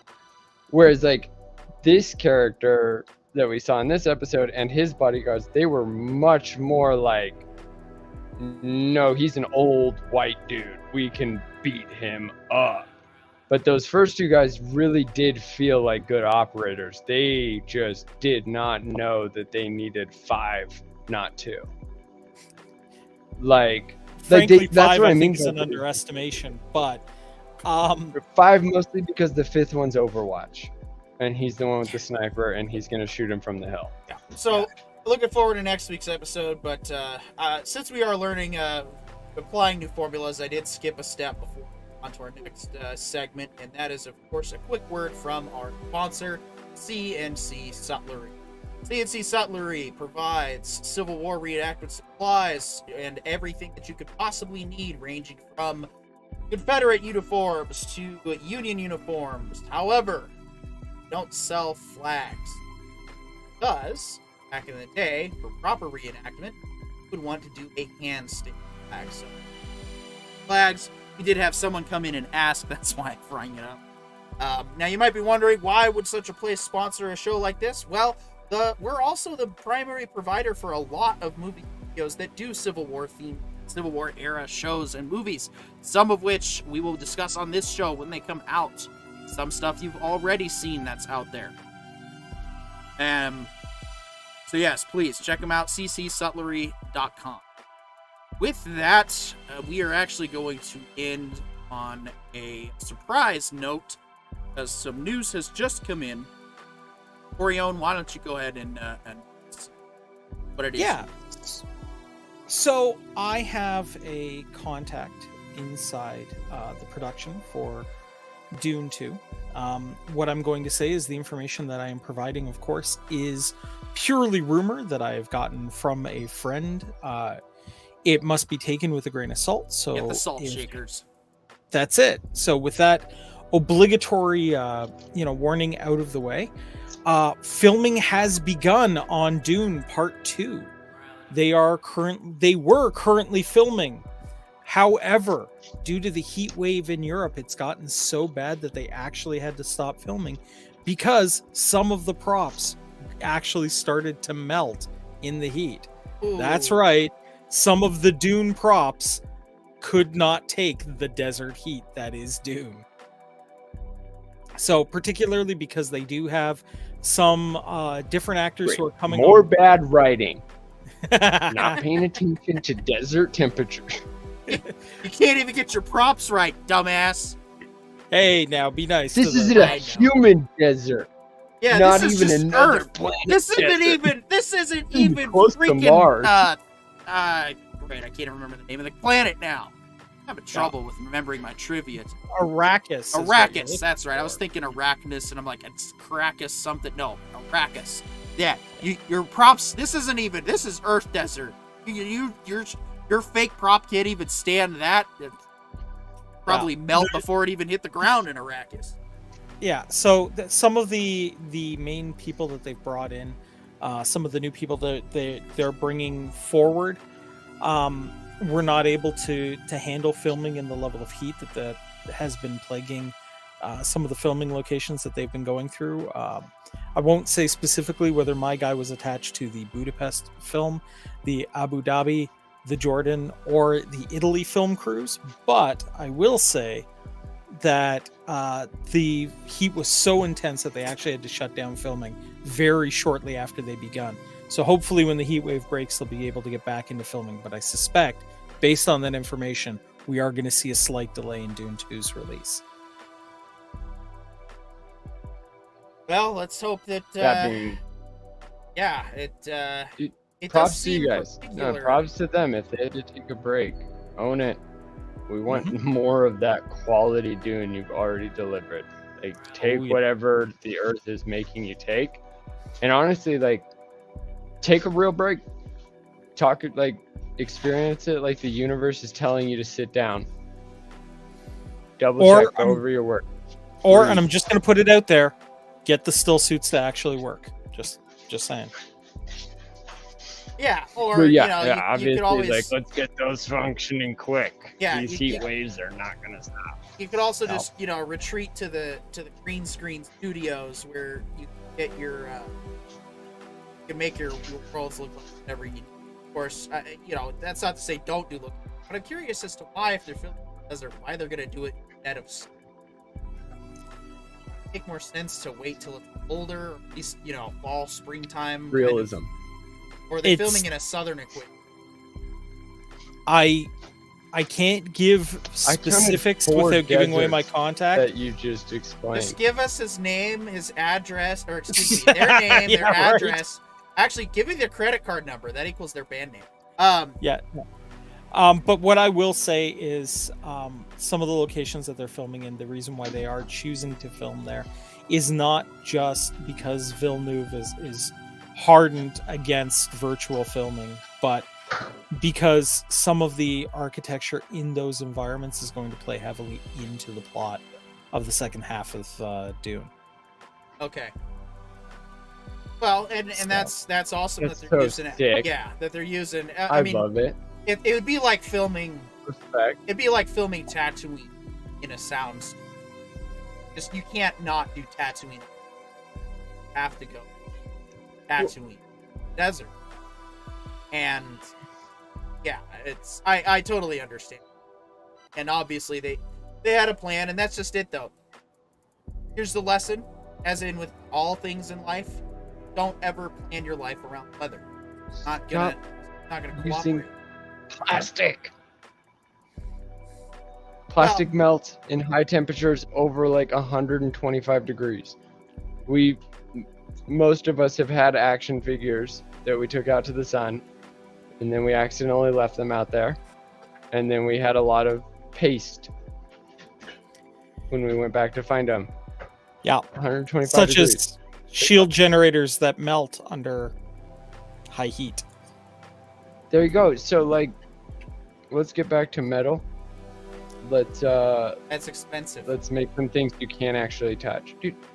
Expensive. These people are raking in millions and millions of dollars. That is a. You can spend 800. You gotta realize. Well, they all I'm gonna say, guys, is the prop then dudes are working with the budget they've got, and they're doing a fantastic job on that series. I've loved the look of everything that has come out of their prop department so far. Yeah. It has that means that the money people need to give the prop people more money so that they can actually produce heat The thing is, John, appropriate equipment. it's not something that's it's. You would think that's the easy answer: throw more money. No, The problem is, it's not necessary. No, I say throw more money to the people that are already being successful, because all those people have to do is now account for the temperatures, which usually means using more costly materials. So it is more of a money issue. The thing is, people aren't. They don't. The only time that I've actually heard of somebody actually paying out of pocket for the was Vin Diesel and his Riddick film. That's the only story that immediately comes to mind. And I'm sure there's others where actors have put their own money in. Rocky Balboa literally was made by Sylvester Stallone riding his bike down the street. All of their cutaway scenes. There's a ton of there's situations. That's what I mean. Is but that's not. This is one of those movies that is worthy of investment. Okay, but that's just it. That's just it. They already made it with the last one. Well, no. It's not. We don't know that though. Okay, guys. Let's agree that part 1 was fantastic. Mm-hmm. Let's agree that we feel Victor Zaslav should basically back a dump truck full of money up to the production and let them do what they need to do to make it even better. I mean, can we? I think we can agree with that. It depends on what but that's just it. You're talking about trying to not even so much just make it better, just make it in right now. Okay. So the reason I brought answer is to the current problem that they've already solved by delaying it, and they'll release the movie when they release the movie, and I respect that as well. But the answer to their current problem is trust that when the prop department says we need more expensive material, that isn't a lie. We're making a lot of leaps here, though. First of all, we're making a lot of leaps, and we need to take like 20 steps back. Firstly, we don't know what the prop department asked for. So we don't want to make assumptions that they didn't ask. We don't want to make assumptions about the budget. The point that I'm trying to make is that the only reason I brought up actors pouring their own money into productions, that is the exception, that's never the rule. The rule is typically the fact that it's an investment meeting. When you pitch a movie, you aren't just pitching. It's not like Ryan George's pitch meetings, which are all funny and fantastic, by the way, if you watch any of them. It's not just the plot that you're pitching. You are also pitching the fact that you are pitching the budget. That's a huge portion of movie making that a lot of people don't really realize, is that while, yes, they're tossing around millions of dollars, they also have to get investors to put that money into it. Now, I see what you're saying, John. And that's why that's why my thing is more along the lines of as somebody who has worked with supply chain and worked within logistics, I've worked within logistics with a blank check. No, not with a blank check. Everybody thinks that it's a blank check. The blank check is before. It's easy for you. It's easier for you guys to get money than it is Hollywood. See, that's the thing here is, I'm not focused on the total dollar amount. What I'm more saying is to the executive producers, to the money people, when somebody in a certain department thinks that certain materials are more effective and their reasons are hard to explain, and then reality explains them, that's why they tried to explain it. Yeah, but we don't know if such a conversation took place, though. Problem. Right, and that's why I'm saying, that's why I give off that. But anyway, my answers are more supply chain guys. Yeah. Nobody's lying to you intentionally, or most people aren't lying to you during their budget concerns. Yeah. Most people are trying to be efficient. We're at the end of the line now.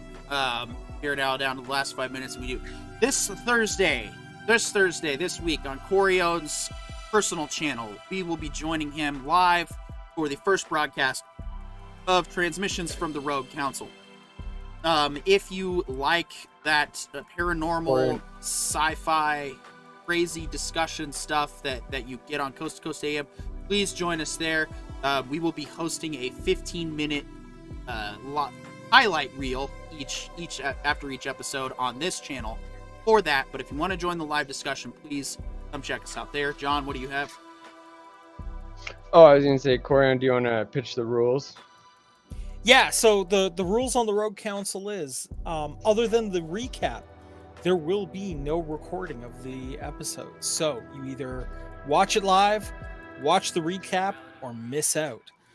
We are going to be talking about AI and some of the interesting occult parallels that have happened throughout history. So it's going to be an interesting discussion, especially with some of the new information that's come to light recently. But again, you're only going to get that discussion if you come out to the show.